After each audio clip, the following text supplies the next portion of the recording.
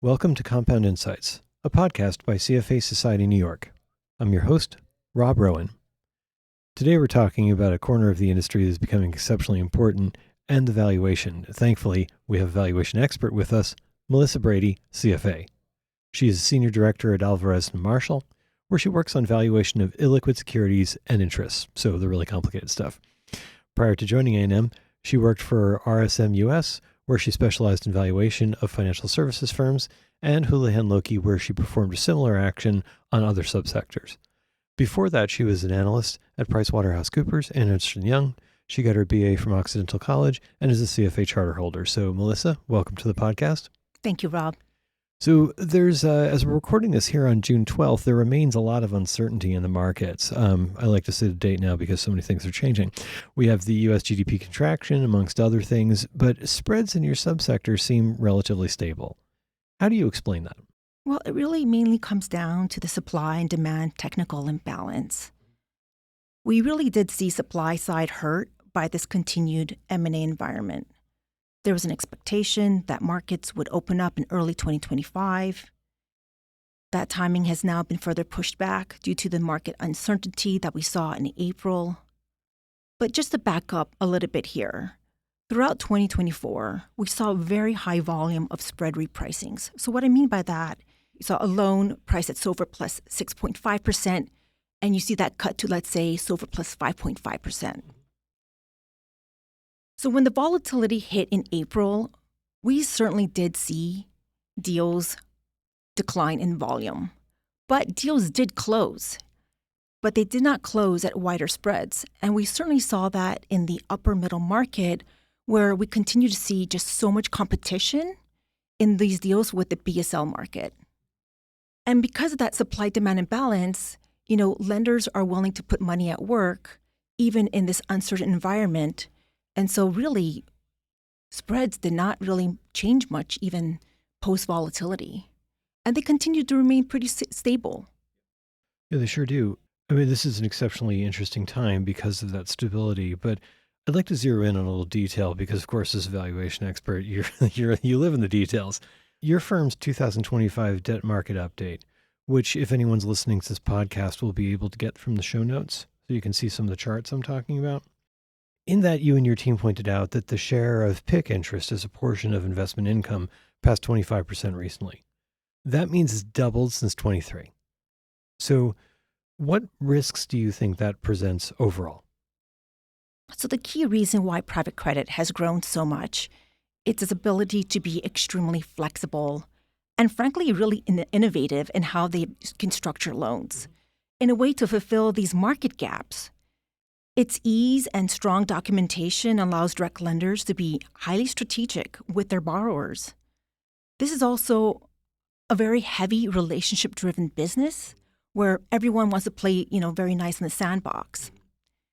PIK is not the end of the world when you just need some time period to turn around or execute on your growth plan. This is true when there's a solid story behind the credit and the investment, and there's a clear execution plan. The sponsor has, a lot of expertise in this area, and they know they have a proven track record to turn this business around because they've done it historically in the past. Part of why we are seeing PIK increase so much has partially to do with the 2021-2022 time period when rates were near zero, and debt capital was therefore really cheap. At the same time, private capital raising was at its very peak. So you're dealing with an environment with a lot of money chasing deals. And I've been doing valuations for over 20 years. I've been through a few economic cycles, and I can tell you the type of multiples I was seeing getting paid for these deals were very frothy. Now, don't get me wrong, there's gems out there for sure.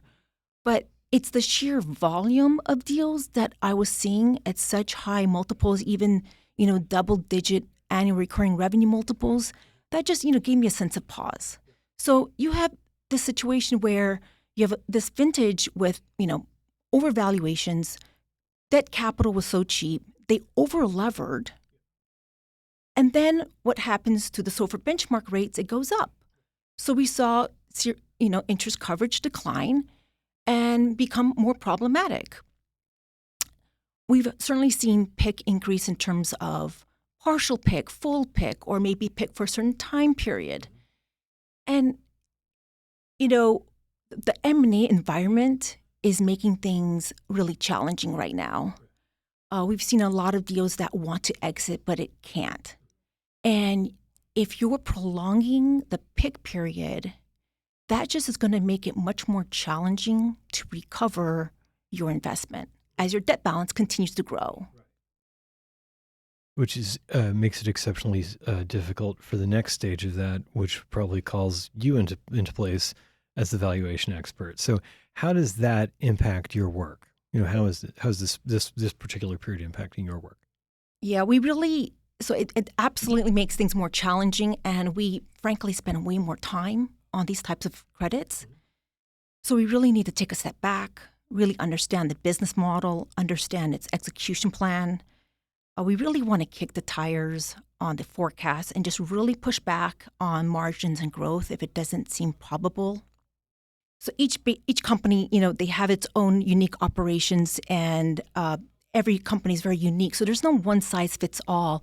But what we tend to do is multiple methodologies. So we might use a yield DCF type method, but we may also include a recovery analysis where we're looking at, all right, what's the true recovery about on this credit, taking into account future PIK accrual, taking into account, hey, maybe we need to sensitize the downside scenario. But at the end of the day, valuation is about exit value, right? What's the exit price for this investment today as of the valuation date? So we really need to take a step back and think, if a market participant were to buy this credit today, what would they pay for it?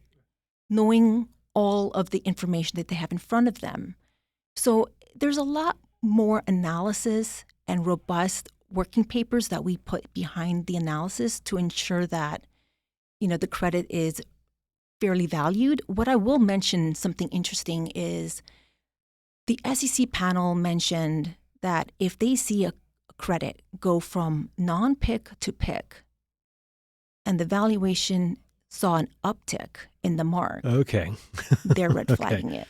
So, this is one of the things that's exceptionally interesting to me about the job you have, is that you have to really balance some hard-boiled analytical skills with also an understanding of the market and what it will bear. So it's an interesting job. So that makes me kind of wonder. You've been doing this for longer than most people in your job, right? So how have the skills changed? You just mentioned one of the things that the SEC is changing.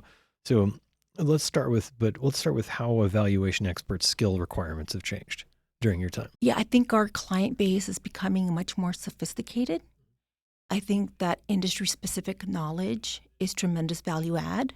When we think about, PIK and recoveries, we want to really understand that industry nuance, but also the operations of that company and its peer set. I think we see a lot of tech-based companies, deals come in and out, and, what's interesting is understanding, well, what's the potential for technological obsolescence, right?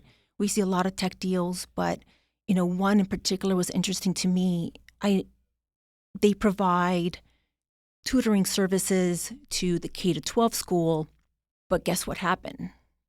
AI.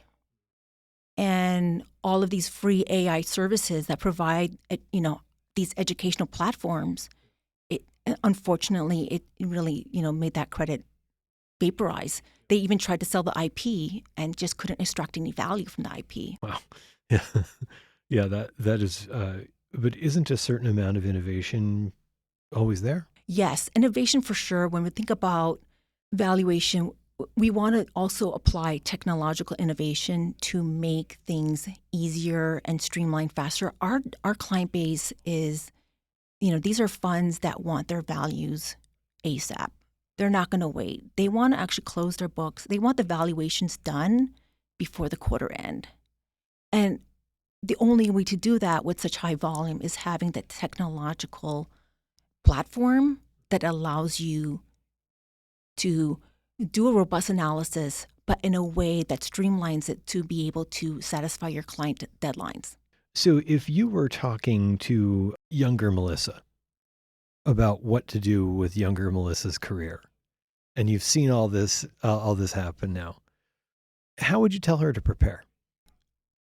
I graduated from Occidental College with an economics degree and almost a math minor, but not quite. And if I had to redo it again, I would have chosen to study accounting and finance. I ended up having to do night classes at UCLA Extension to catch up. And I will say a shout out to the CFA organization. The CFA greatly helped me in my career. So a big kudos to the CFA, but I would say this, the night classes first before the CFA. I think doing the CFA without any background would be a bit challenging. And so these night classes plus the CFA really caught me up to speed. But, I started, from a point of being a little bit behind my colleagues. Right. And that was because of, let's break this down for a second. That was because of accounting and maybe financial reporting, those types of subjects, or? Well, when we hire right now at Alvarez & Marsal, we want our associates to have accounting and finance background, because if they don't, they're going to have a much higher ramp-up curve rather than not having those skill sets. Clearly, what you learn in school, it's interesting how so much of it you cannot apply in the real world, but having the foundation absolutely does help you get ahead of the curve. So don't study economics is what you're saying. Well, it wasn't helpful. No, that's great. Well, so if anyone is exceptionally interested in learning more about what Melissa thinks about the marketplace, and you're a CFA Society New York member, you can log into our website and watch the video for the session that she has done. Also, there's, as I said earlier, in the show notes, you'll be able to find Alvarez & Marsal's 2025 debt market update. So if you can see the charts that we talked about there a little bit, et cetera.